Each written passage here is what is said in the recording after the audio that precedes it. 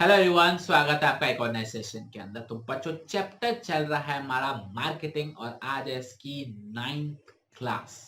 Yes, 9th class है। तो चलिए बच्चों, बिना टाइम को वेस्ट करते हैं आज की क्लास को शुरुआत। देखिए बच्चों, अभी तक ये सारे टॉपिक्स हमारे कंप्लीट हो चुके हैं।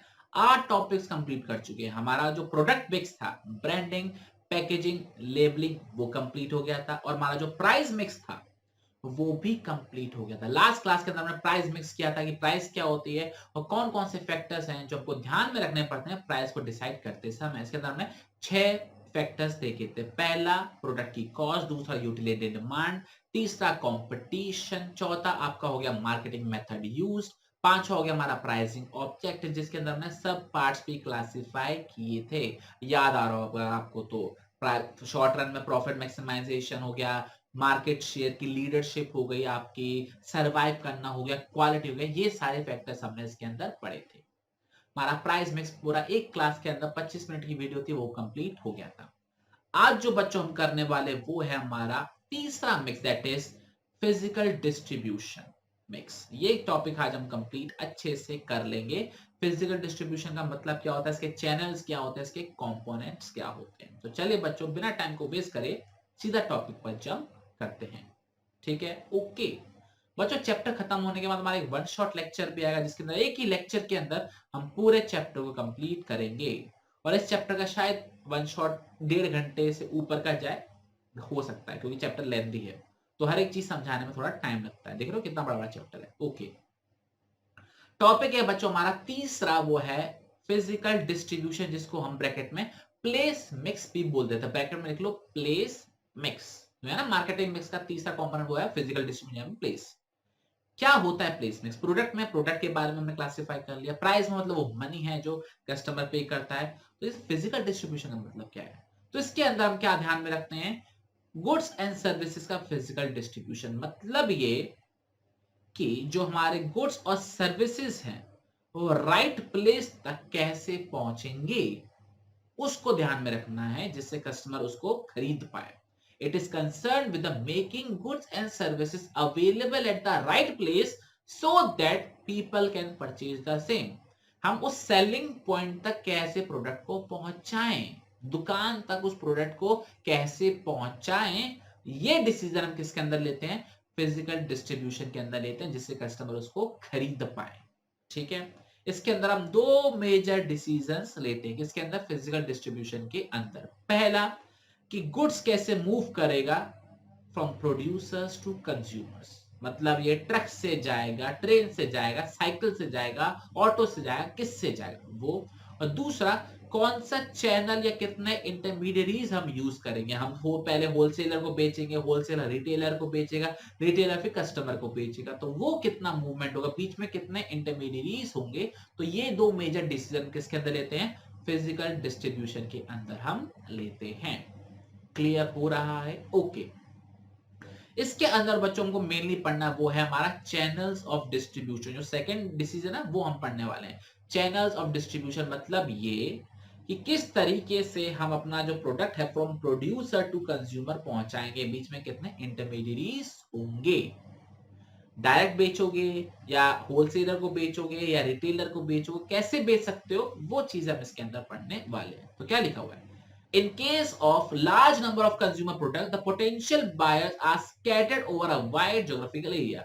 जो हमारे कंज्यूमर प्रोडक्ट होते हैं, जो घरों में प्रोडक्ट यूज होते हैं, वो बहुत सारे कस्टमर को हमको बेचने होते हैं और हमारे जो कस्टमर है वो हर जगह फैले हुए, पूरी इंडिया भर में फैले हुए हैं। तो किस तरीके से हम इफेक्टिवली और एफिशिएंटली उन ऑर्डर्स को वहां तक पहुंचा पाए, तो इसके लिए हम इंटरमीडियरीज का हेल्प लेते हैं। कुछों को हम डायरेक्टली कांटेक्ट कर सकते हैं, कुछ को नहीं भी कर सकते। मान के चलो मैं आगरा में बैठा हूं और मुझे तमिलनाडु में, चेन्नई में किसी को प्रोडक्ट बेचना है, तो मैं डायरेक्टली बेचूंगा उनको तो मेरे को बहुत महंगा पड़ सकता है। मैं इंटरमीडिएट के थ्रू बेचूंगा तो मुझे सस्ता पड़ सकता है। ठीक है, लेकिन कोई आगरा में है तो मुझे वो सस्ता पड़ेगा, तो मैं डायरेक्टली दे सकता हूँ। तो ये भी चीज हमको देखनी पड़ती है। तो वही बात उन्होंने बोली है कि इंटरमीडिएट को यूज करना कभी कभी फायदेमंद हो जाता है। क्लियर हो गया? ओके, तो सर कैसे कैसे हम बेच सकते हैं, तो वो हम पढ़ने वाले हैं। Types of channel, type of channel का मतलब क्या होता है, किस तरीके से आप इंटरमीडिएरीज को यूज करेंगे। वो डायरेक्ट भी हो सकता है और इनडायरेक्ट भी हो सकता है। अब सर ये डायरेक्ट क्या होता है, इनडायरेक्ट क्या होता है, उसे जरा समझा दो। तो एक डायग्राम देखेंगे, उससे आपको सब चीजें क्लियर हो जाएंगी। तो नेक्स्ट पेज पर डायग्राम है, ये आपकी बुक में भी होगा, इसको एक बार देख लेना, चाहे आपके पास एनसीईआरटी हो, चाहे आपके पास कोई भी ऑथर की किताब हो, उस सब में दे रखा है। देखो बच्चों, ये है डायरेक्ट चैनल, जिसको हम जीरो लेवल चैनल भी बोलते हैं। इसका मतलब ये है कि जो प्रोड्यूसर है वो डायरेक्टली कंज्यूमर तक प्रोडक्ट पहुंचाएगा। आई रिपीट, जो मैन्युफैक्चरर है, जो प्रोड्यूसर है, वो डायरेक्टली कंज्यूमर तक प्रोडक्ट पहुंचाएगा। उसको हम क्या बोलते हैं, डायरेक्ट चैनल या फिर जीरो लेवल चैनल। इसको जीरो लेवल इसलिए बोला जाता है क्योंकि बीच में कोई भी नहीं है। क्लियर हो गया अच्छे से? ओके। फिर आते हमारे इनडायरेक्ट चैनल। इनडायरेक्ट चैनल का मतलब है बीच में कोई ना कोई होगा। डायरेक्ट में तो मैन्युफैक्चर डायरेक्टली किसको दे रहा है, कस्टमर को दे रहा है, लेकिन इनडायरेक्ट चैनल में क्या है, बीच में कोई ना कोई होगा। तो पहला हमारा वन लेवल। वन लेवल का मतलब क्या, बीच में एक व्यक्ति होगा। टू लेवल का मतलब क्या, बीच में दो व्यक्ति होंगे। और थ्री लेवल का मतलब क्या, बीच में 3 पर्सन होंगे। क्लियर? तो देखो, वन लेवल में क्या है, मैन्युफैक्चरर पहले किसको देगा, रिटेलर को देगा, रिटेलर फिर कस्टमर को बेचेगा, ये आप देख सकते हो।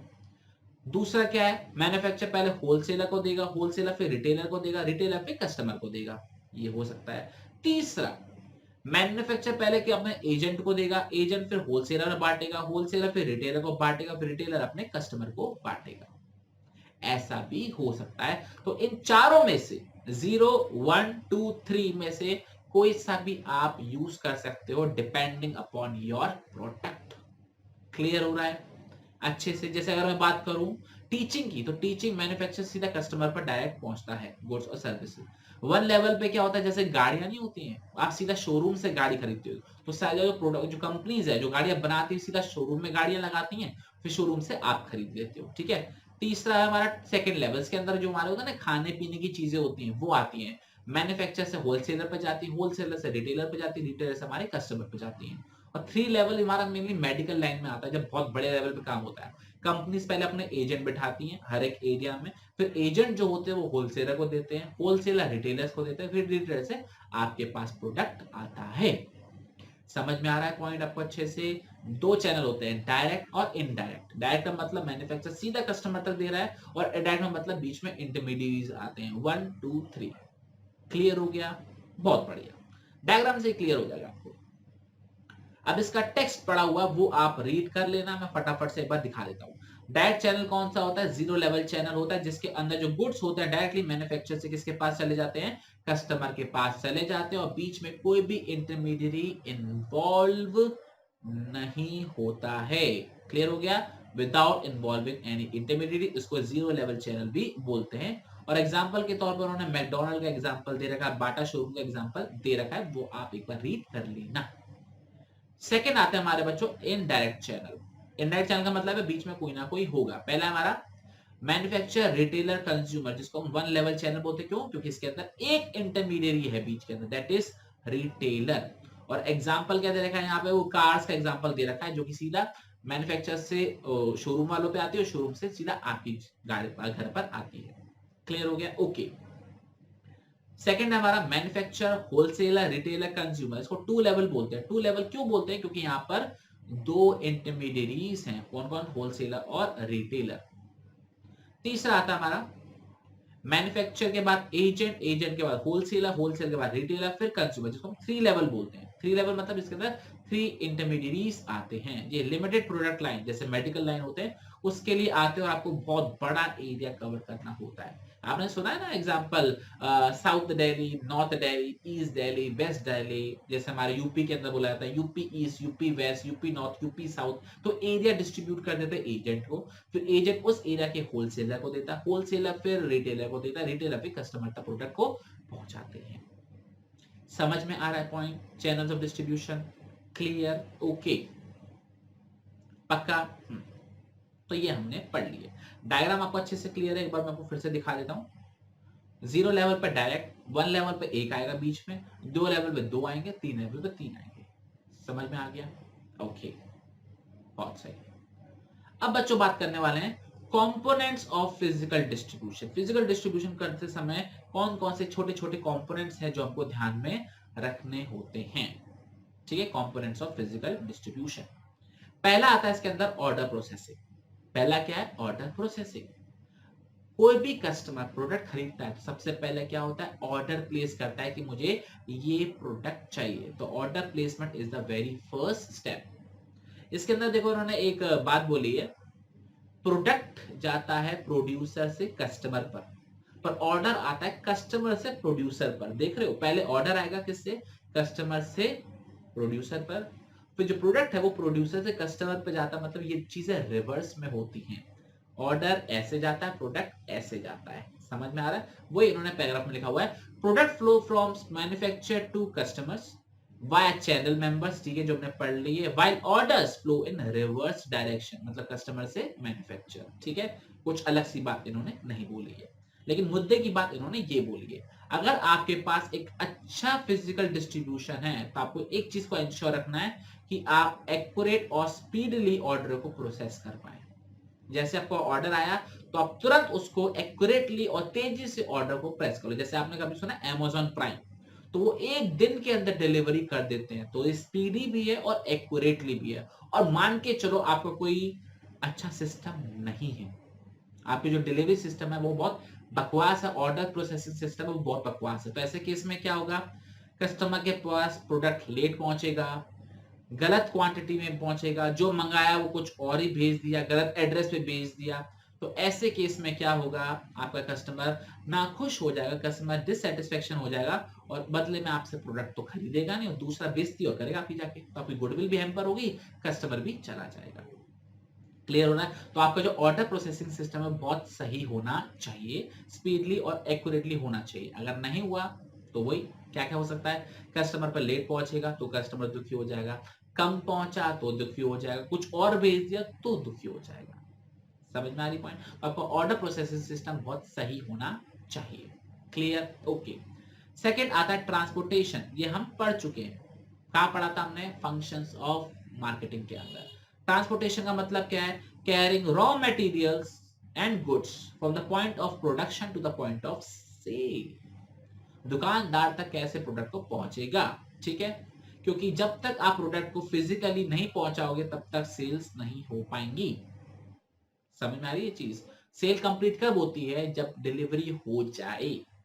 तो जब गुड्स को पहुंचाना पड़ेगा ना, तो वही चीज यहाँ पे लिखी हुई है। पहले ऑर्डर प्रोसेसिंग अच्छी होनी चाहिए, दूसरा आपका ट्रांसपोर्टेशन सही होना चाहिए, जो इसके अंदर हम ध्यान में रखते हैं। क्लियर हो रहा है आपको अच्छे से? बताओ, सच में बताओ, क्लियर हो रहा है? ओके। दो पॉइंट पढ़ लिया हमने, पहला पढ़ लिया ऑर्डर प्रोसेसिंग, दूसरा पढ़ लिया अपना ट्रांसपोर्टेशन। तीसरा है हमारा वेयर हाउसिंग। सही है, वेयर हाउसिंग क्या होता है? वेयर हाउसिंग का मतलब होता है तरीके से गोडाउन। तो वेयर हाउसिंग की डेफिनेशन क्या लिखी हुई है? Warehousing refers to the act of storing and assorting products in order to create the time utility in them. Time utility मतलब क्या होता है? टाइम फ्रेम मिल जाता है जिसको आप अच्छे से यूज कर सकते हो। तो क्या लिखा हुआ है? वेयर हाउसिंग के अंदर हम क्या करते हैं? बहुत सारा प्रोडक्ट आ जाता है तो उसको सॉर्ट करके रखते हैं। सॉर्ट का मतलब होता है सीक्वेंस वाइज लगा के रखते हैं, एक कैटेगरी की एक जगह पे, दूसरी कैटेगरी दूसरी जगह पे, तीसरी कैटेगरी तीसरी जगह पे। और असॉर्टिंग करते हैं मतलब उनको छोटे छोटे पार्ट्स में, बड़े बड़े पार्ट्स में, depending on the size and quality, उसको हम क्या करते हैं? बाइफरकेट करते हैं। तो वेयर हाउसिंग के अंदर हम ये सारी चीजें करते हैं। क्यों करते हैं? आई रिपीट, क्यों करते हैं? The basic purpose of warehousing activity is to arrange placement of goods and provide facility to store them, जिससे हम प्रोडक्ट को इजीली अरेंज कर सके, उसको एक जगह दे सके और उसको स्टोर कर सके। क्लियर हो गया? अच्छा, बात आती है सर हमको वेयर हाउसिंग करनी क्यों है? आई रिपीट, हमको वेयर हाउसिंग करनी ही क्यों है? तो उसका रीजन ये है, और वो क्या है? बनने से लेकर बिकने तक में टाइम होता है। बहुत जगह पर बनना, प्रोडक्ट बन गया लेकिन बिकने में टाइम है, तो उसे कहां रखेंगे? फैक्ट्री में रखेंगे। तो जब फैक्ट्री में रखेंगे तो जगह घिर जाएगी, लोगों को काम करने में दिक्कत आएगी, जो नया प्रोडक्ट बनेगा उसको कहां रखेंगे? तो इसलिए जो प्रोडक्ट बन चुका है और बिकने में टाइम, उसको एक जगह पे स्टोर कर रखते हैं, उस स्टोर को बोलते हैं वेयर हाउस, और वहां पे रखने की प्रोसेस को बोला जाता है वेयर हाउसिंग। तो वो लिखा हुआ है, the need for warehousing arise because there may be a difference between the time A product is produced and the time it is used for consumption. बनने से लेकर यूज करने में टाइम होगा, गैप हो सकता है, तो उस केस में आपको प्रोडक्ट को स्टोर करके रखना पड़ता है। क्लियर हो गया? ओके। आगे क्या बात बोली है, जिस कंपनी के ज्यादा से ज्यादा वेयर हाउसेज होंगे उतनी जल्दी कस्टमर तक प्रोडक्ट पहुंचेगा। बस इतनी सी बात बोली है। अगर मान के चलो आपका सिर्फ एक ही वेयर हाउस है, आई रिपीट आपका सिर्फ एक ही वेयर हाउस है और मान के चलो वो दिल्ली में, तो दिल्ली से पूरे इंडिया में जाएगा तो वहां पर टाइम लगेगा प्रोडक्ट को पहुंचने में। लेकिन मान के चलो आपके इंडिया के हर एक स्टेट के अंदर आपका एक वेयर हाउस है, तो उसमें क्या होगा, आपका कस्टमर कहां भी हो तो उसके नियरेस्ट वेयर हाउस से वो प्रोडक्ट उसके पास पहुंच जाएगा। लेकिन इसमें एक चीज की दिक्कत है, वो है खर्चा।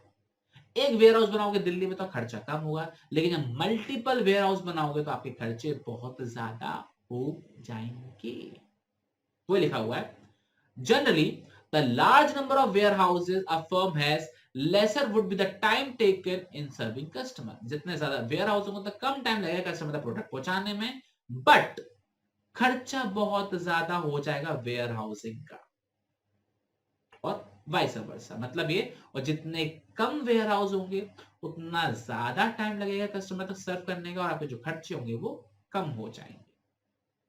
ये आपको ध्यान में रखना है। तो आपको ध्यान रखना है किस चीज में, कि आपकी कॉस्ट ऑफ वेयर हाउसिंग भी ज्यादा ना हो और कस्टमर सर्विस भी बढ़िया रहे। तो आपको ये दोनों चीज का बैलेंस मेंटेन करना है, उस हिसाब से आप डिसाइड करोगे कि आपको कितने वेयर हाउसेस रखने हैं। क्लियर हो गया? जितने ज्यादा वेयर हाउसेस होंगे कस्टमर तो जल्दी खुश हो जाएगा, लेकिन खर्चा बहुत बढ़ जाएगा, और जितने कम वेयर हाउस होंगे कस्टमर दुखी होगा क्योंकि उसे प्रोडक्ट लेट मिलेगा, लेकिन आपका खर्चा बच जाएगा। तो आपको खर्चे में और कस्टमर सेटिस्फेक्शन में क्या रखना पड़ेगा, बैलेंस बिठाना पड़ेगा, तभी आप डिसाइड कर पाओगे। जैसे कि उन्होंने कुछ एग्जाम्पल दे रखे हैं।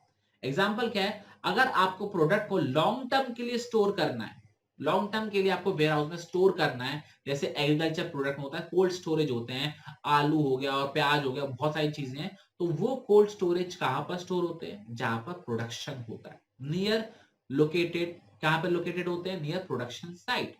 इससे क्या होता है, जो ट्रांसपोर्टेशन का खर्चा होता है वो बच जाता है। ठीक है, ये एक वेयर हाउसिंग का इन्होंने एग्जांपल दे रखा है। और दूसरा एग्जांपल क्या दे रखा है, अगर आपके जो प्रोडक्ट है वो बहुत ज्यादा बल्की है, बहुत मुश्किल से वो ट्रांसपोर्ट होते हैं, या फिर पेरिशेबल नेचर के, जल्दी खराब हो सकते हैं, तो आप मार्केट के पास उनका वेयर हाउस बनाते हैं, जिससे तुरंत के तुरंत उसको मार्केट में जाके बेचा जा सके। तो आप इस तरीके से भी डिसाइड करते हो कि और लोकेशन ऑफ वेयर हाउस और नंबर ऑफ वेयर हाउस कितने होने चाहिए और कहां पर होने चाहिए। तो तीन पढ़ लिया हमने कंपोनेंट्स। पहला कौन सा पढ़ा हमने, ऑर्डर प्रोसेसिंग, दूसरा हमने पढ़ लिया ट्रांसपोर्टेशन, तीसरा हमने पढ़ लिया वेयर हाउसिंग। क्लियर? ओके।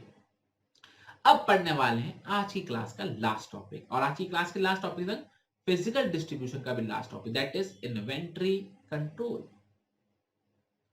सबसे बड़े मुद्दे की चीज है ना, यही है इन्वेंटरी कंट्रोल। सबसे इंपॉर्टेंट डिसीजन है, कितना इन्वेंटरी, कितना स्टॉक आपको अपने पास रखना है संभाल कर।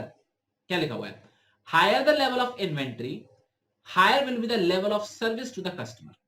जितना ज्यादा आपके पास स्टॉक होगा उतनी बढ़िया आप सर्विस अपने कस्टमर को दे पाओगे। लेकिन लेकिन उस इन्वेंट्री को संभालने का खर्चा भी बहुत ज्यादा बढ़ जाएगा, संभालने का खर्चा भी बढ़ जाएगा, बहुत ज्यादा पैसा आपका जो ब्लॉक हो जाएगा तो स्टॉक के अंदर।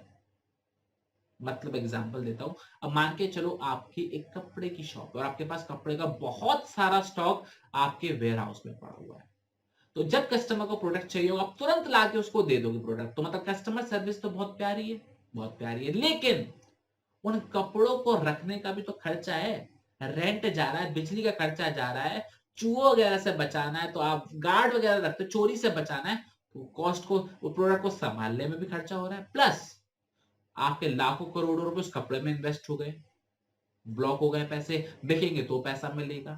समझ में आ रहा है? तो ये भी चीज आपको ध्यान में रखनी है। क्लियर हो रहा है? तो आपको बैलेंस मेंटेन करना है। किस चीज में बैलेंस मेंटेन कर रहा है, कि कितना आपका खर्चा हो रहा है, कितना आपको कस्टमर को सेटिस्फाई करना है। जो हमारे एंटरप्रेन्योरशिप वाले बच्चे हैं उनका एक टॉपिक है बिजनेस अर्थमेटिक, उसके अंदर एक टॉपिक आता है इकोनॉमिक ऑर्डर क्वांटिटी। क्या होता है चैप्टर का नाम और टॉपिक क्या है? इकोनॉमिक ऑर्डर क्वांटिटी, जिसको ईओक्यू बोलते हैं। आप सीनियर क्लासेस में भी ये चीज पढ़ोगे, कॉलेज में भी ये टॉपिक पढ़ोगे। इसके अंदर क्या दे रखा होता है कि कितना माल हम मंगाएं जिससे हमारा जो खर्चा है वो कम से कम हो पाए और हमको दिक्कत भी ना हो, मतलब कस्टमर को दिक्कत ना हो प्रोवाइड करने में, सर्विस में। क्लियर हो रहा है? तो वो चीज में उसके अंदर पढ़ते हैं। तो वो बात देखिए, जितना ज्यादा हम स्टॉक अपने पास स्टोर कर रखेंगे, कस्टमर सर्विस नो डाउट बहुत बढ़िया होगी, लेकिन हमारे खर्चे बढ़ जाएंगे। खर्चे किस चीज के होंगे? पहला, उसको संभालने का खर्चा, कैरी करने का खर्चा, और दूसरा जो कैपिटल उसके अंदर ब्लॉक हो जाएगा। तो हमको इस चीज में बैलेंस मेंटेन करना है।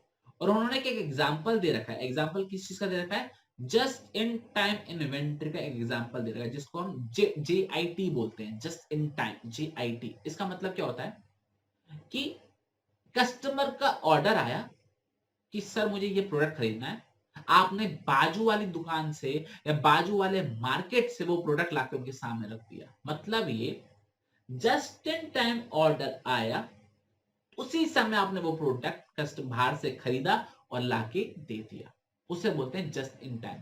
कभी आप मेडिकल शॉप पे गए हो, कभी आप किसी ग्रोसरी शॉप में गए हो और वो प्रोडक्ट उसके पास ना हो, तो वो दूसरी दुकान से मंगा के देता है, देता ही नहीं देता है। तो वो क्या है, इसे बोलते हैं जस्ट इन टाइम इन्वेंट्री। तो जैसे ही ऑर्डर आया उसने बाजू वाले से मंगा के दिया, तो इससे क्या हुआ? उसका रखने का खर्चा बच गया, उसके खराब होने का डर का खर्चा बच गया, उसकी सिक्योरिटी का, चूहे से बचाने का खर्चा भी बच गया, उसका पैसा भी ब्लॉक उसके अंदर नहीं हुआ। तो जस्ट इन टाइम आजकल पॉपुलर होता जा रहा है। इसलिए होता जा रहा है क्योंकि लोगों को इन्वेंट्री स्टोर करने से वो बच रहे हैं। समझ में आया पॉइंट? वही चीज यहाँ पे लिखी हुई है। लेकिन इन्होंने एक बात आगे बोली है, जस्ट इन टाइम को तो एग्जांपल दे दिया। इन्होंने बोला है कि कितनी इन्वेंट्री आपके पास होनी चाहिए, उसके अंदर एक चीज का बड़ा इंपॉर्टेंट रोल है, वो होता है डिमांड फॉर अ प्रोडक्ट। आपकी सेल कितनी होगी, आपके पास डिमांड कितनी आएगी, फिर उस हिसाब से आप प्रोडक्शन करते हो और उस हिसाब से आप अपने पास प्रोडक्ट को रखते हो। ध्यान रखना, आपने अगर जो डिमांड की फोरकास्ट है वो अच्छे से कर ली, तो आपका जो खर्चा होगा वो कम से कम होगा। ये चीज की गारंटी हो जाएगी। क्यों? क्योंकि आप ज्यादा प्रोडक्ट बनाओगे नहीं, उससे ज्यादा आपका खर्चा होगा नहीं, ना ही ब्लॉक होगा। तो वही चीज यहाँ पे लिखी हुई है, एक अच्छी डिमांड, एक करेक्ट एस्टिमेट करना, उससे आपका जो इन्वेंट्री को होल्ड करने का खर्चा है, उसको कैरी करने का जो खर्चा है वो कम हो जाएगा, और आपका जो इन्वेस्टमेंट है, पैसा जो ब्लॉक हो रहा है, वो भी कम हो जाएगा, और आपका जो प्रोडक्शन है वो बढ़िया हो जाएगा, क्योंकि आप ना तो ज्यादा बनाओगे ना ही कम बनाओगे। क्लियर हो रहा है? तो ये चीजें भी आपको ध्यान में रखनी पड़ती हैं। तो इन शॉर्ट अगर हम समरी बनाएं, तो समरी क्या है? कौन कौन सी बातें ध्यान में रखनी होती है? पहला, फर्म कितना अच्छा सर्विस प्रोवाइड करना चाहता है। ज्यादा अच्छी सर्विस प्रोवाइड करना चाहता है तो ज्यादा स्टोर करके रखना पड़ेगा। कम सर्विस प्रोवाइड करोगे तो भी चलेगा, तो कम स्टोर कर लो तो भी काम हो जाएगा। दूसरा, degree of accuracy of sale forecast. आपने की अगर अपने डिमांड की जो फोरकास्ट है वो बढ़िया कर ली, तो आपका जो खर्चा है वो कम हो जाएगा। ठीक है, इन्वेंट्री को जो खर्चा है वो कम हो जाएगा। आपकी अगर डिमांड खराब निकली, गलत निकली, तो आपका जो खर्चा है वो बढ़ सकता है। तीसरा आपका क्या है? डिस्ट्रीब्यूशन सिस्टम, कितनी जल्दी आपका ऑर्डर आ जाता है। जस्ट इन टाइम वाला एग्जांपल, मान के चलो मेरे पास एक ऑर्डर आया, मैं कितनी जल्दी मंगा सकता हूँ वो ऑर्डर। अगर बहुत जल्दी मंगा सकता हूँ तो मुझे इन्वेंट्री रखने की जरूरत नहीं है, कम भी रखूंगा तो भी चल जाएगा। लेकिन टाइम लगेगा मेरे पास आने में, तो मुझे इन्वेंट्री अपने पास ज्यादा स्टोर करके रखना पड़ेगा। समझ में आ रहा है पॉइंट? और लास्ट क्या देखा? Cost of inventory. Cost of inventory दो तरीके की होती है, उसमें जो बनाने में पैसा लग गया वो, और दूसरा उसको होल्ड करने का खर्चा या फिर उसको कैरी करने का खर्चा, वो कितना ज्यादा है। ज्यादा है तो आप कम रखोगे, कम है तो आप ज्यादा भी कर सकते हो। समझ में आ रहा है बच्चों पॉइंट आपको अच्छे से? तो ये था हमारा पूरा क्या, फिजिकल डिस्ट्रीब्यूशन। फिजिकल डिस्ट्रीब्यूशन का मतलब क्या होता है? कस्टमर तक प्रोडक्ट कैसे पहुंचेगा। दो तरीके से डिसीजन लेते हैं, एक चैनल ऑफ डिस्ट्रीब्यूशन, इंटरमीडिएट कितने होंगे, और दूसरा फिजिकल मूवमेंट। फिर हमारे टाइप्स ऑफ चैनल, दो टाइप के होते हैं, डायरेक्ट और इनडायरेक्ट। डायरेक्ट के अंदर क्या होता है? जीरो लेवल, डायरेक्टली कस्टमर तक। और इनडायरेक्ट के अंदर होते हैं तीन, one level, two level, three level. One level पे रिटेलर होता है, टू लेवल पे होलसेलर रिटेलर होते हैं, और थ्री लेवल पे एजेंट होलसेलर और रिटेलर होते हैं। फिर हमने पढ़ा कंपोनेंट, जिसके अंदर ऑर्डर प्रोसेसिंग देख लिया, ट्रांसपोर्टेशन देख लिया, वेयर हाउसिंग देख लिया, और इन्वेंट्री कंट्रोल भी देख लिया। क्लियर? ओके। तो ये था बच्चों हमारा पूरा सेशन किसके ऊपर, फिजिकल डिस्ट्रीब्यूशन के ऊपर। अब सिर्फ एक बचा है हमारा, मैं आपको इंडेक्स पे लेके चलता हूं, एक सेकेंड। तो देखो इंडेक्स पर हम आ गए हैं, सिर्फ एक बचा हुआ है, बस वो कंप्लीट करते ही हमारा पूरा चैप्टर कंप्लीट हो जाएगा। अगर मैं बात करूं हार्डली अब सिर्फ 2 क्लासेस और बची, हमारा पूरा चैप्टर कंप्लीट हो जाएगा। मार्केटिंग मिक्स प्रमोशन बचा है, चैप्टर कंप्लीट। तो चलिए बच्चों आपसे मुलाकात करेंगे हम अगले सेशन के अंदर, तब तक अपना बहुत ख्याल रखना और पढ़ते रहना। और प्लीज आपसे रिक्वेस्ट है रिवाइज करके रखना, सब्सक्राइब तो करना ही है लेकिन आपको रिवाइज भी करना है। जय हिंद, जय भारत, बाय बाय।